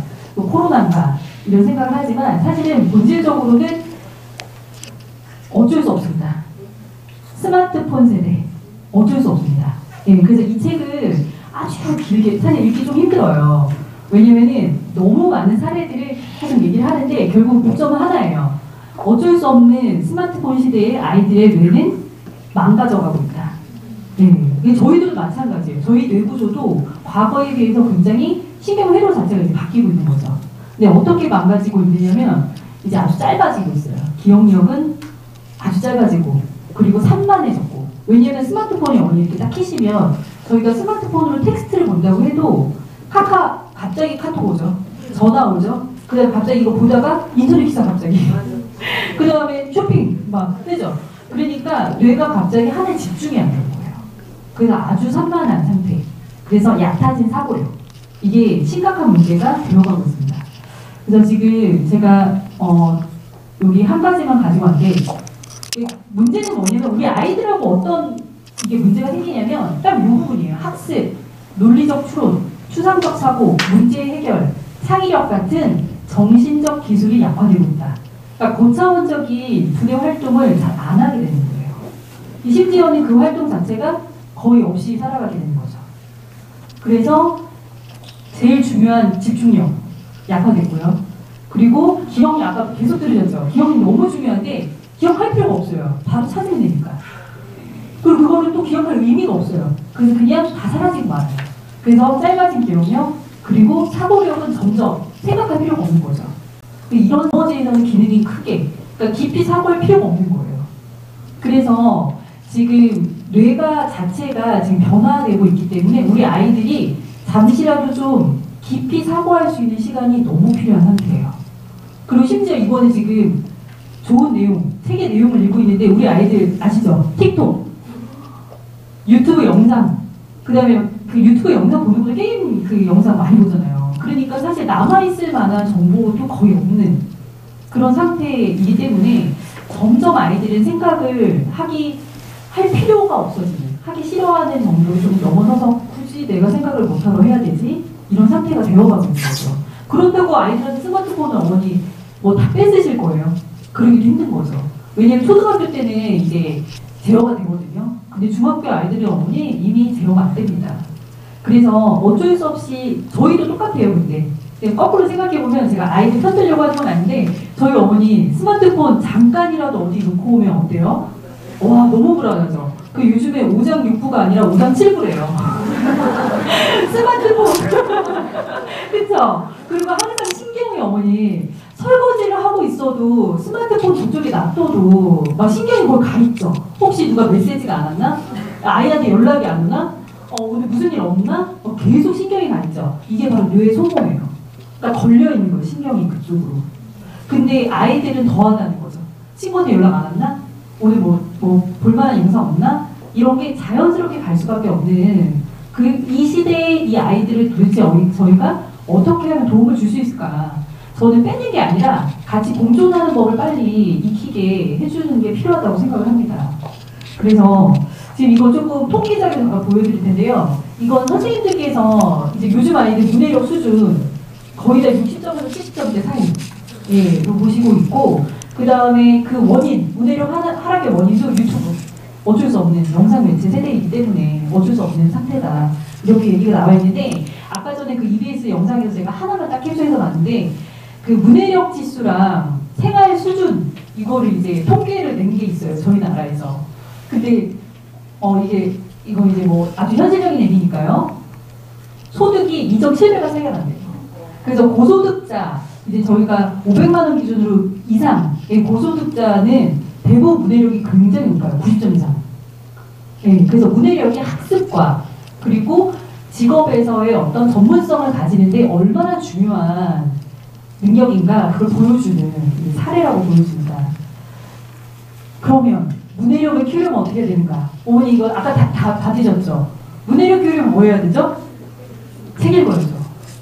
읽기 해야 됩니다. 그러니까 이제 듣기 아니고 이제 읽기로 넘어와야 되죠. 근데 그러면 어떻게 읽어야 되냐, 이게 또 문제인 거예요. 아까 전에 그 책에서 제가 챕터를 잠깐 뺐는데 소개를 안 해드렸는데, 요즘 아이들의 문제가 뭐냐면 훑어 읽는 거예요. 대충 읽는 거. 그리고 저희들도 기사 볼 때 어머니 기사 30초 이상 보는 사람이 별로 없거든요. 그래서 잠깐 보다가 타이틀 읽다가 몇 마디 읽다가 넘어가잖아요. 근데 그게 습관이 되다 보니까 긴 글을 못 읽는 거예요. 그리고 긴 글을 집중해서 읽지도 못하고 그냥 막 넘어가니까 책이 어머니, 그래서 저 진짜 깜짝 놀랐는 얘기가 뭐냐면 애들 책 읽어왔대요. 이만한 책이거든요. 20분 읽었대요. 20분 만에 다 읽었어요. 저 그 진짜 많이 읽거든요. 동화책은 그렇게 읽을 수 있죠. 근데 두꺼운 책을 읽었다는 거예요. 그래서 제가 여러 번 물어봐도 계속 읽었다고 해요, 애들은. 그러니까 훑어본 거죠.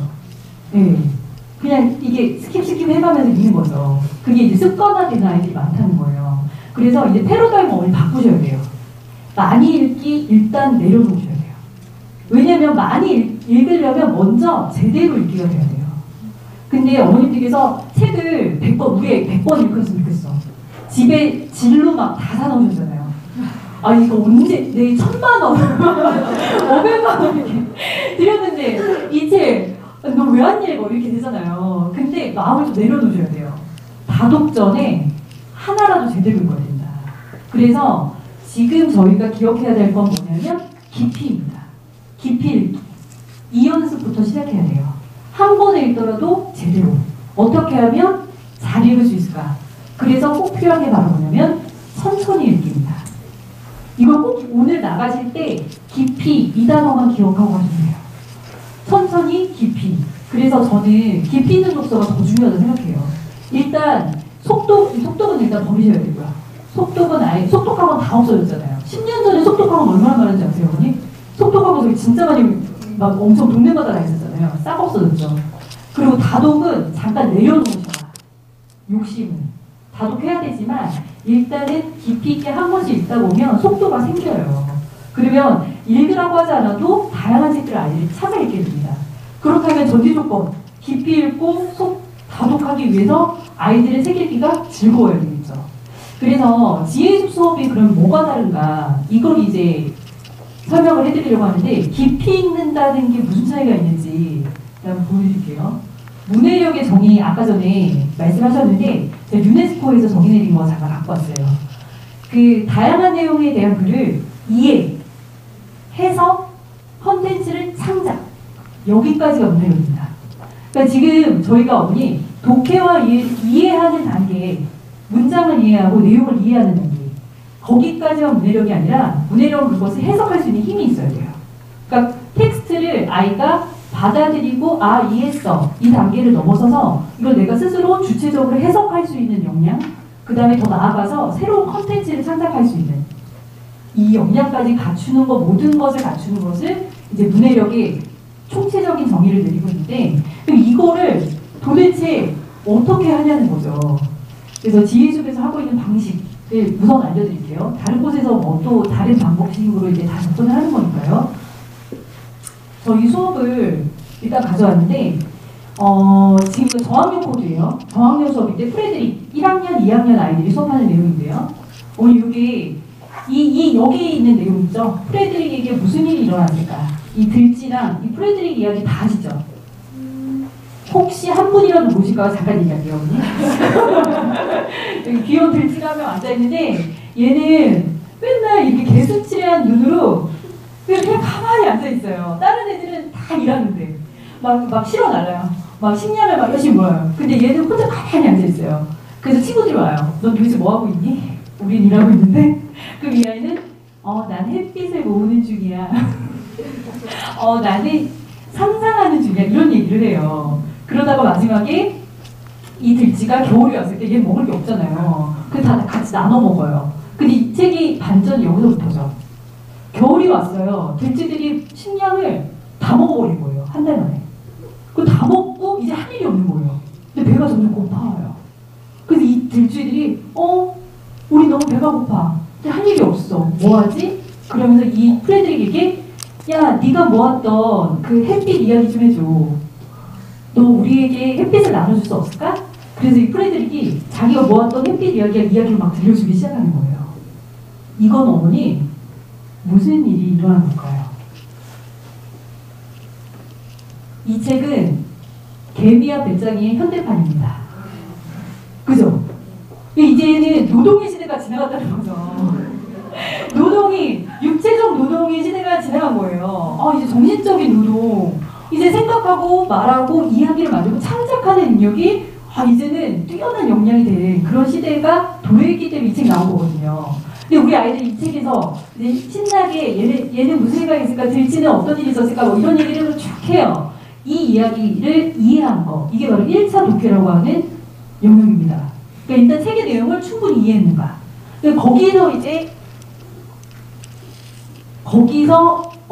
거기까지만 하고 끝나는 학원이 있어요. 그러니까 책의 내용을 잘 이해했는가, 그걸 확인하는 작업. 그거는 저희가 잘 읽었구나, 잘 이해했구나. 이것도 안 돼요. 그럼 글로 가셔야 돼요. 그래서 저도 상담을 오면 책 읽기가 이거 너무 책 읽기 아주 기초적인 단계부터 잡아줘야 된다. 그러면 책 읽기 전문으로 하는 학원들이 있거든요. 그럼 거기를 우선 다녀야 돼요. 네. 근데 우리 아이는 책 읽기는 잘 돼. 근데 여기서 그 다음으로 뭘 해야 될까? 그게 궁금하면 이제 단계를 넘어가야 돼요.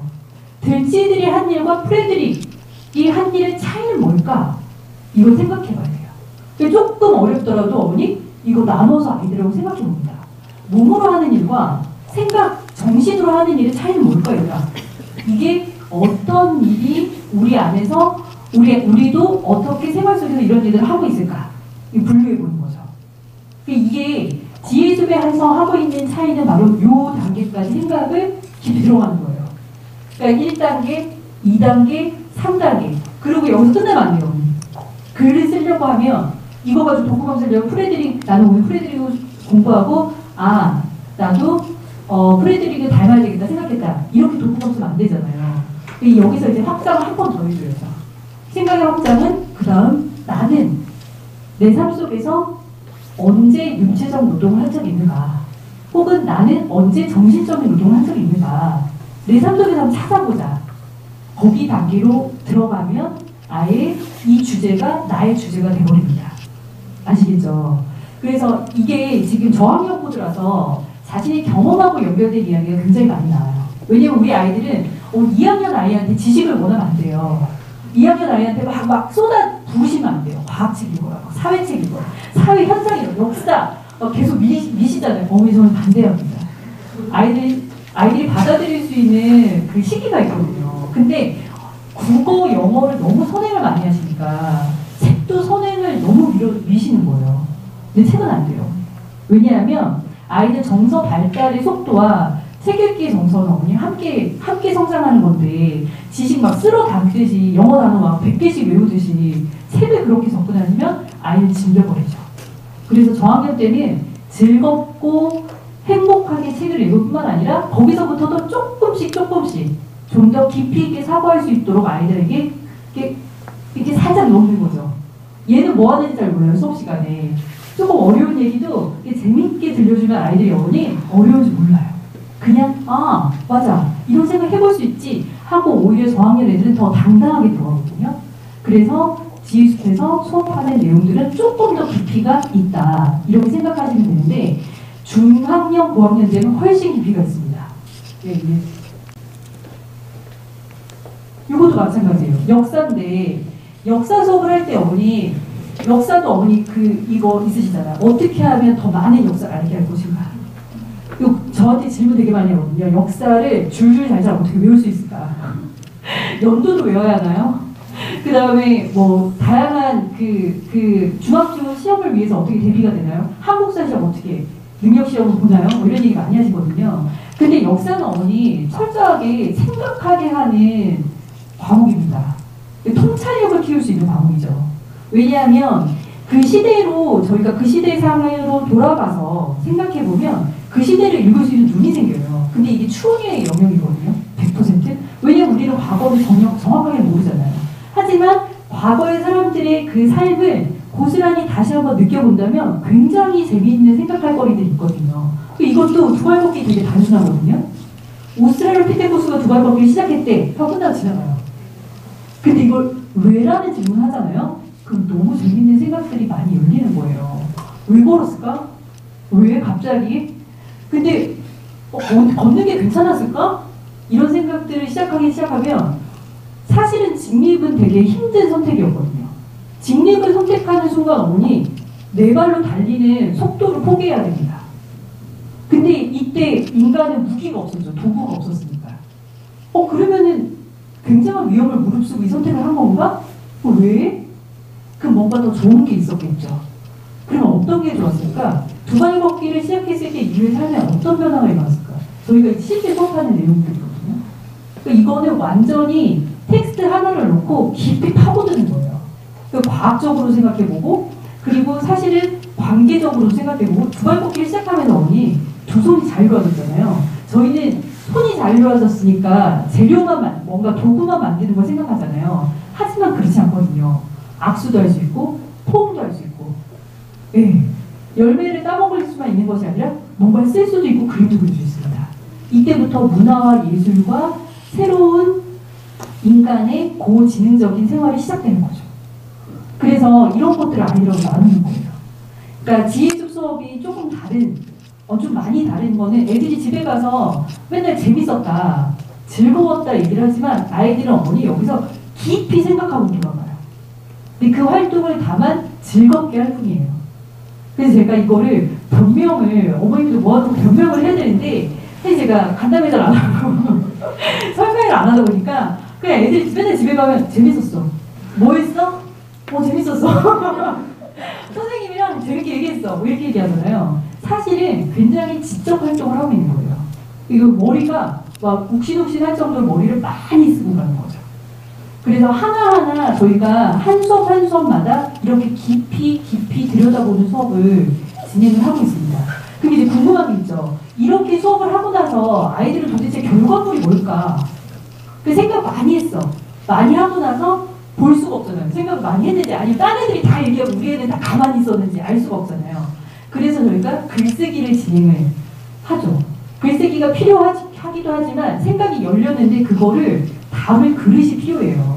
그래서 글쓰기로 저희가 아이들의 생각을 마지막으로 담는데 첫 번째 이제 프레드릭 수업하고 담은 글을 제가 잠깐 보여드릴게요. 이 아이가 프레드릭 아까 제가 얘기했죠. 내가 프레드릭처럼 정신적인 뭔가 노동을 한 순간이 있을까? 이런 일에 대해서 쓴 글입니다. 난 프레드릭이 되어본 적이 있다. 지혜숲에서 글씨를 쓸 때 머리를 쓴다. 머리는 많은 생각으로 차있다. 나는 복잡한 마음이었다. 머리에서 생각 공장이 글을 만든다. 너무 멋지지 않아요, 어머니? 자기 머릿속에 잠깐 들어간 거예요. 그래서 내 머릿속에서 무슨 일이 일어나는가 멈춘 거예요. 잠깐 멈추고 생각해보니까 마치 내 생각이 공장처럼 내 머리가 돌아가는 것 같아. 이런 표현을 초등학교 2학년 아이가 쓰고 있는 거죠. 계속 보면 얘는 두 번째 사건을 또 떠올렸죠. 나는 영어학원에서도 머리를 쓴 일이 있다. 머리에서 전쟁이라는 거다. 표현이 엄청 다르죠. 지혜습은 생각 공장인데 전쟁이에요. 영어는. 왜? 시험 보고 외워야 되니까요. 그리고 쉴 새 없이 생각이 쏟아져 나온다. 나는 신기한 마음이 든다. 그때 나는 프레드릭이 되었다. 나는 학교에서 배우고 들은 일을 엄마께 알려준다. 이때도 프레드릭이 된 거예요. 왜냐면 이야기를 나눠주고 있으니까. 기쁜 마음이 든다. 머리는 행복과 즐거움으로 가득하다. 나는 프레드릭의 머릿속으로 들어간다. 직접 쓸 때 이런 표현이 나옵니다. 이거 누가 알려줄까요? 제가 이런 생각을 해본 적이 없어요. 그래서 알려줄 수가 없어요. 아이들은 글을 쓸 때 생각이 완전 펼쳐져요. 근데 그 생각을 이렇게 고스란히 담고 친구들 앞에서 발표까지 하는 거죠. 그러면 그때 완전히 비로소 나는 내 글이 완성되고 내 글이 세상에 드러나는 순간을 맞이하는 거예요. 그래서 몇 차씩 이렇게 글을 쓰고 또 친구들 앞에서 에세이를 발표하고 그 가만히 있지 않으면 친구들이 손 들고 칭찬해줘요. 이거는 인정이거든요. 격려와 인정, 칭찬. 이게 바로 글 쓰는 동력이 됩니다. 이제 조금 고학년으로 넘어갈까요? 이 아이는 노인과 바다라는 책을 읽었고요. 이 전 수업은 유비추론이었습니다. 유비추론을 저희가 배우고 나서 이거 좀 어려워요. 노인과 바다 작품의 산티아고 노인과 같은 인물을 한 명 골라서 글을 쓰는 수행이 어렵죠. 고학년이니까 5학년 아이니까요. 이 아이가 고른 인물이 누구냐면 전태일이에요. 저 깜짝 놀랐어요. 왜냐면 이거 한국 사람이 전이었거든요. 근데 전태일을 제가 잠깐 읽어줄게요. 이 친구가 노인과 바다에 나오는 산티아고는 용기 있고 끈기 있고 몸을 헌신하면서까지 꿈을 이루려고 하였습니다. 산티아고의 이야기처럼 어느 한 사람의 노력을 보고 감탄할 만한 위인이 있습니다. 바로 전태일입니다. 하지만 전태일은 많은 사람들이 알지 못하는 위인입니다. 하고 이야기를 열어가서 그리고 중간에 전태일에 대한 설명은 제가 그냥 짧게 했고요. 밑에 내용이 너무 중요해요. 그런데 왜 전태일을 노인과 바다의 산티아고라고 하는 것일까요? 그 이유는 전태일은 노동이라는 바다에서 노동자의 자유와 보호라는 고기를 잡기 위해 피나는 노력을 했습니다. 너무 멋지죠? 어머니, 제가 이 아이, 이걸 올해 제가 들은 글이거든요. 수업하다가 잠깐 멈췄어요, 제가. 어떻게 이런 생각을 했지? 그 다음 계속 읽어드릴게요. 당연히 전태일에게도 상어가 있었습니다. 바로 업주들과 경찰들입니다. 이 상어는 그 노인과 바다에 나오는 그 청새치라는 물고기를 막 나중에 뜯어먹는 그 상어들이에요. 그러니까 전태일이라는 존재에서도 상어라는 존재가 있었다. 그게 바로 업주들과 경찰입니다. 너무 놀랍죠? 하지만 전태일이 제공사로 일했을 때 근로기준법을 업주에게 말해 노동자들을 쉬게 해주라고 하였습니다. 하지만 업주는 그딴과 상관없다면 전태일의 고기를 마구 뜯어먹었죠. 그러니까 아주 어려운 상징어들을 자신의 이야기로 막 풀어내는 거예요. 그리고 또 시위할 때는 경찰들을 가로막으면 전태일의 미끼인 희망을 갉아먹었습니다. 하지만 이미 전태일이 뼈를 잡아주었기에 이미 다른 사람들이 물고기를 채우며 완벽한 청새치를 만들었습니다. 유관순 안중근만큼 유명하고 이름이 널리 알려져 있지는 않지만 그 정신과 노력은 누구보다도 아름답습니다. 아름다운 청년 전태일은 비록 세상을 떠났지만 그 아름다운 정신은 영원히 우리의 마음에 새겨져 있습니다. 이제 너무 잘 썼죠. 네. 이 사고가 이 아이가 특별히 잘해서 물론 이제 다른 친구들보다 이 차시에 굉장히 잘 썼어요. 잘 썼지만 이 글이 제가 너무 잘 써서 갖고 왔다 이런 게 아니라 생각을 어머니 아이들이 열어가면요 이런 현상이 일어나요. 실제 스스로 계속 생각하는 거예요. 이거 아이가 일주일 고민했다고 하더라고요. 위인전 막 찾아보고 난 누구를 해볼까. 이런 작업이 필요하거든요. 그러니까 책을 한 번 읽었는데 이 책 한 권과 연결된 또 다른 소재와 또 다른 주제로 넘어가면서 새로운 지적 활동들이 막 일어나는 거죠. 네. 근데 글쓰기가 그걸로 같이 연동이 된다? 책을 읽고 글을 쓰는 과정들이 이렇게 사고의 확장과 지식의 확장으로 연결되면 전 성공한 거라 생각하거든요. 이 아이가 공부를 못하게 될까요? 아니죠. 그리고 이 자체만으로도 너무 큰 성취를 해냈어요. 이때 막 박수를 쳐줘야 되는 거죠. 네. 그래서 아이들 글이 아까 강사님께서 계속 얘기를 해주셨지만 발표를 하는 자체 첨삭을 왜 안 하냐 저희한테 되게 많이 물어보거든요. 첨삭 어머니 잘못하면요 글 못 써요 어머니. 글에 손을 놔요. 왜냐하면 평가받으니까요. 선생님이 빨간색으로 막 성 긋기 시작하잖아요. 막 틀린 거. 특히나 제일 중요한 게 선생님들이 띄어쓰기, 그 다음에 철자, 그 다음에 문자 문맥 안 맞는 거, 이런 것들을 하나하나 코치하는데 내용이 사라져요. 내용을 안 봐요. 근데 사실은 어머니 이 친구도 글 좀 중간중간에 어머니 조금 연결이 조금 어색한 부분 살짝 있어요.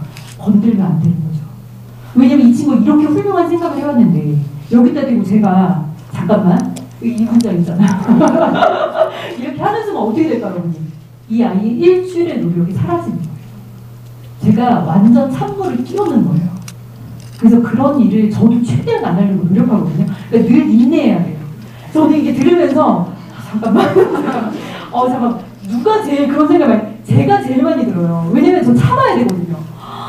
잠깐만 근데 정말 제가 참는 이유는 아이들을 위해서요. 그래서 어머님께도 제가 신신당부하는 게 어머니들 노트 자신 없으시면 보시지 마라. 자신 없으시면 진짜 칭찬하실 자신이 없으면 그 덮으셔라. 3개월 해보셔라. 제가 보여드릴 테니까 그때 그런 얘기 드리잖아요. 그 이유가 바로 여기 있는 거예요. 여기까지 오기까지 얼마나 많은 시간이 걸렸는지. 이 친구가 7세부터 다녔으니까 지금 초등학교 5학년이거든요. 제가 오래 가르쳤어요. 그러니까 이 정도 나오는 거죠. 그 다음 아이도 마찬가지예요. 이 친구는 어머니 지금 조선인들을 삼켜버린 거대한 파도 민족 말살 정책이에요. 제가 민족 말살 정책을 이제 막 식민지 시대 우리 시대에 어떤 일들이 있었는가 막 이제 수업을 했죠. 그거 돌아갔어요. 근데 아이가 울분을 찼어요.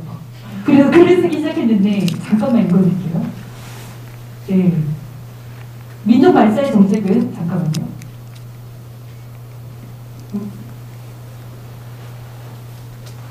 네. 민족 말살 정책은 우리나라가 일제강점기 때 광복되기 직전 8년 동안 실시된 정책이다. 이 정책에 대한 설명부터 시작하죠.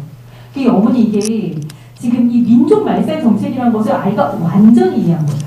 그러니까 글 쓸 때는 본인이 완벽하게 이해하지 못하면 쓰기가 어려워요. 그래서 저는 어떻게 생각했냐면 이 친구 수업도 잘 들었지만 책을 다시 읽었구나. 읽어왔고 그리고 글 쓰기 전에 한 번 더 읽은 것 같아요. 그러지 않고서 이렇게 정확한 표현을 할 수 있을까. 이 정책은 아주 야만적이고 일본의 이익만 챙겼다. 일본인들은 수많은 법대로 조선인들을 괴롭혔고 조선인들의 피해는 어마무시했다. 또 냅둬야죠. 어마무시했다. 이거 고치시면 안 돼요, 어머니. 그리고 그들이 벌인 짓은 정말 잔인하고 혹독했다. 첫째, 일본은 한국의 정체성을 파괴하였다. 저 여기서 깜짝 놀랐어요. 어떻게 이런 생각을 했지? 나라의 정체성은 그 나라의 언어, 문화, 전통 등에서 나오기 때문에 그 누구도 그것을 마음대로 방해해서는 안 된다. 그렇지만 일본은 조선인들에게 무조건 일본어 사용을 강요했고 상시 개명을 하도록 해 모든 조선 국민들이 일본식 이름으로 개명하도록 했을 뿐만 아니라 일본 천황에게 충성하는 내용인 한국 신민서사를 외워 암송하게 하였다. 한마디로 일본은 조선을 자신의 나라, 자기의 나라로 조선인들을 자신의 것으로 만들고 싶어 했던 것이다. 둘째, 일본은 조선인들을 노동하는 데 썼다. 남자들은 군대 가야 했고 여자들도 위안부가 되어 일해야 했다. 일본은 그들의 처지와 신경을 고려하지도 않았다. 재주는 곰이 부리고 돈은 된놈이 번다. 는 속담처럼 이 조선인들은 열심히 일했지만 그들의 노력은 죄다 일본에게 이익이 되고 막상 조선인들은 보상을 받지 못했다. 그들은 반항하고 싶은 마음과 쓰디 쓴 눈물을 꼭 참으며 몸이 다를 때까지 일하고 또 일해야 했다. 셋째, 일본은 조선의 자원을 함부로 가져다 썼다. 일본은 자기네 나라가 필요할 때 조선의 모든 자원을 수탈하겠다는 내용인 국민총동원법을 선언했다. 하면서 쭉 무엇을 빼앗겼는지 이렇게 맨 마지막 엔딩 읽어드릴게요. 이렇게 민족말살 정책은 무려 8년 동안 조선인들에게 극심한 괴로움을 준 최악의 정책이다. 민족말살 정책은 마치 큰 파도처럼 조선인들을 한 입에 삼켜버리고 그들을 깊고 어두운 바닷속으로 이끌었다. 이게 진짜 너무 잘 썼죠. 이게 문학적인 논설문. 그러니까 아이가 이 친구도 지금 한 3년 정도 제가 수업을 했는데 아이가 문학작품 굉장히 사랑해요. 근데 문학작품이 지식인 혹은 이제 사회적인 이슈에 대해서 글을 쓸 때 아이가 그걸 그대로 고스란히 녹여내는 거죠. 그러니까 굉장히 문학적 표현을 쓰고 있지만 굉장히 힘있게 그 시대를 이게 오히려 통렬하게 비판하는 그런 문장들이 막 펼쳐지고 있어요. 근데 여기서도 어머니 이 아이가 이런 생각을 한 게 너무 놀라운 거예요. 이 세 가지를 어떤 문제점이 있을까? 왜 일본 이 주제가 이거거든요. 일본은 무엇을 잘못한 걸까? 우리에게. 일본을 비판해보자. 그 시대의 일본은 무엇을 잘못했을까? 이 주제 하나였거든요. 근데 아이가 본인 스스로 논리를 막 세우는 거예요. 뭘 잘못했지? 그거를 찾아내는 거죠. 자료 속에서. 이게 저는 완성이라고 생각하거든요. 지식을 내 것으로 만들어서 내가 새로운 목소리를 낼 수 있는 힘. 이거를 글로 내든 말로 하든 아이가 스스로 당당해질 수 있는 힘이 생기는 거. 그 주체적인 사고를 할 수 있는 거. 그게 바로 이제 독서, 글쓰기를 통해서 우리 아이가 만들어지는, 스스로 세워지는 단계라고 저는 생각합니다. 이 아이 이제 그만하면 될 것 같은데 어쨌든 그만두지 않아요. 제가 계속 가르치고 있는데 어쨌든 이렇게 아이들이 어머니 저는 사실은 제가 진짜 대학도 잘 가야 되겠고 뭐 공부도 잘해야 되겠고 물론 이제 어머니도 목표가 확실한 것을 저도 너무 알고 있고 그런 부분에 대해서 우리 아이들이 정말 잘 됐으면 좋겠고 저 똑같은 마음이거든요. 근데 저는 사실 교육 현장에서 아이들 계속 만날 때마다 아이가 건강하게 컸으면 좋겠다. 전 그 바람이 진짜 많아요. 그러니까 우리 아이가 공부만 막 하다가 너무 시달리고 스트레스에 막 몰려서 괴롭고 이러지 않고 우리 아이가 스스로가 초등학교 때 이 정체성이 형성되는 이 시기에 가치관이 생겨날 때 건강한 가치관을 가졌으면 좋겠다. 그게 책 읽기와 그 다음에 글쓰기와 그 다음에 생각하는 것이 그런 쪽으로 도움이 된다면 이 아이가 평생 행복하지 않을까? 물론 이 서울대 못 가더라도 우리 서울대 안 나왔으니까요. 그래서 저는 사실은 이제 초등학교 아이들을 제가 계속 만나니까요. 그래서 아이들이 초등학교 시절에 최대한 그래도 행복하게 잘 성장할 수 있는 방법을 우리가 도와주면 어떨까? 영어, 수학은 그걸 못 해주더라도 이 독서와 논술은 그걸 해줄 수 있지 않을까? 저는 아직도 이상을 가지고 있습니다. 포기할 수가 없어요, 그거를. 그래서 어쨌든 지혜숲 수업은 결국 이제 발표 수업, 아까 전에 말씀드린 대로 에세이를 발표하고 그리고 충분히 수업 시간에 사고를 확장하고 그리고 에세이를 쓰는 이렇게 3단계로 완성이 됩니다. 이게 수업이 이제 1시간 100분 혹은 이제 90분 동안 이루어지는 수업의 형태고요. 지혜숲 수업을 지혜숲 1993년부터 아주 오랫동안 있었던 사고력 교육기관이고요. 전국에 60여 개의 센터가 있는데 저희는 이제 천안에 있죠.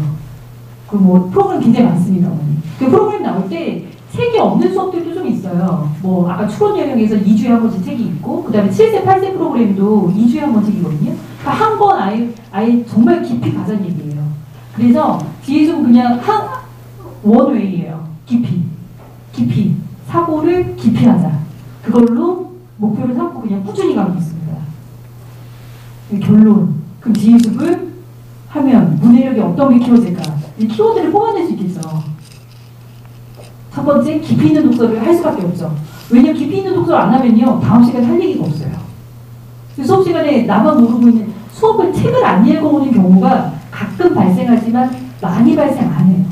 왜냐면 본인들이 책을 안 읽어오면 수업이 잘 안 된다는 걸 알고 있거든요. 그래서 깊이 있는 독서, 분석력이 키워지겠죠.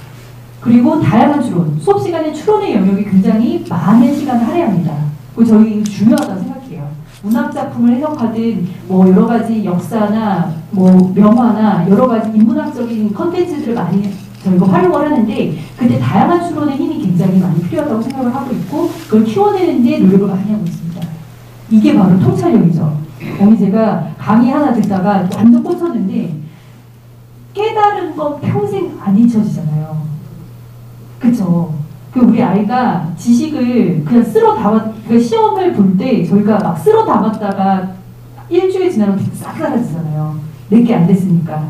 그래서 책 한 권 한 권 읽을 때마다 본인이 스스로 깨닫고 생각하고 그걸 내게 된다면 평생 잊혀지지 않는 지식이 될 뿐만 아니라 더불어서 깊이 있는 통찰력이 생기지 않을까. 예, 이거를 키우는데 저는 가장 큰 시간과 에너지를 쏟아야 된다고 생각합니다. 저는. 예. 그리고 당당한 생각. 글쓰기는 어머니 할 얘기가 너무 많은데 오늘 글쓰기는 제가 포커스를 안 뒀어요. 글쓰기는 아예 다음에 나중에 한번 기회가 되면 글쓰기를 도대체 어떻게 키워나가야 되는지 어떻게 바라봐야 하는지 다음에 한번 저희가 설명회를 준비하도록 해볼게요. 이게 바로 나만의 에세이로 등장을 하는 거죠. 그래서 지휘숲 수업의 차이는 어머니 명확히 아시겠죠? 그래서 아이들이 어머니 재밌다 얘기하시면 재밌게 수업하고 이제 잘했어 이렇게 얘기해 주시면 돼요. 근데 너 뭐 하고 왔니? 교재 좀 봐봐. 저희 맨날 듣는 교재가 어머니 저희가 교재 몇 장 안 돼요. 막 낱장으로 몇 장 안 돼요. 그러니까 뭐 쓴 것도 없어 심지어. 이 페이지는 안 했어? 어머니 다 합니다. 다 해요. 저 열심히 해서 쓸 시간이 없었던 거예요. 저는 쓰는 수업 시간에 굉장히 많은 이야기를 아이들이 소통을 해야 되니까 이야기를 하고 그리고 저도 들어야 되고 그리고 제가 수업을 이끌어 가는데 아이들이 집중을 훨씬 더 많이 하기 때문에 쓰는 건 어머니 에세이에 쓰면 되잖아요. 그걸 교재에다 쓸 필요는 없잖아요. 그러니까 그 부분에 대해서는 좀 생략해 주셔도 괜찮다. 수업은 저희가 선생님들 여러분 계시지만 완전 타이트하게 해요. 왜냐면 해야 될 얘기가 너무 많기 때문에. 예. 그래서 그건 걱정을 내려놓으시고 대충대충 수업하고 있지 않고 대충대충 하지 않으니까 걱정하지 마시고 그냥 편안하게 믿고 맡기시고 그리고 글쓰기도 저희가 가이드를 쭉 해나가요. 그러니까 걱정 없이 궁금한 거는 이제 그때그때 물어보시면 됩니다. 네, 제 강의는 여기까지 준비를 했는데 혹시 질문 있으신가요? 없으신가요, 어머니? 질문 없으시죠? 없으시죠? 네. 그러면 지휘수 설명회는 여기서 마무리를